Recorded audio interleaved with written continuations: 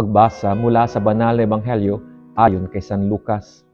Nang panahong iyon, winika ni Jesus sa kanyang mga alagad, "Ipagpalagay natin na ang isa sa inyo ay may isang kaibigan na nagsadya sa kanya sa hating gabi at sinabi sa kanya, 'Aking kaibigan, pahiramin mo ako ng 3 tinapay, sapagkat kararating lamang sa bahay ko ang aking mga kaibigang galing sa paglalakbay at wala akong mahiain sa kanila.'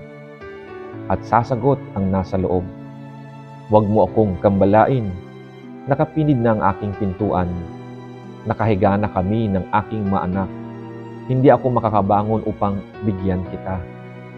Sinasabi ko sa inyo, hindi dahil sa kanilang pagkakaibigan, kundi pakundangan sa kanyang pamimilit, siya ay babangon upang ibigay sa kanya ang lahat ng kinakailangan. Kaya sinasabi ko sa inyo, humingi kayo at kayo'y bibigyan, humanap kayo at makatatagpo kayo, pumatok kayo at kayo'y pagbubuksan, sapagkat ang sinumang humingi ay tatanggap, ang sinumang humanap ay makatatagpo, at sinumang pumatok ay bubuksan. Sinong ama sa inyo ang magbibigay ng bato sa kanyang anak kung humingi ito ng tinapay? O kung humingi ng isda, ay bibigyan kaya ng ahas? O kung humingi ng itlog, ay bibigyan kaya ng alakdan?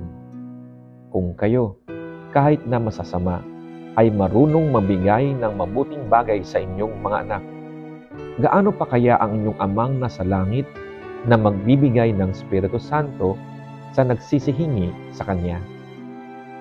Ang mabuting balita ng Panginoon.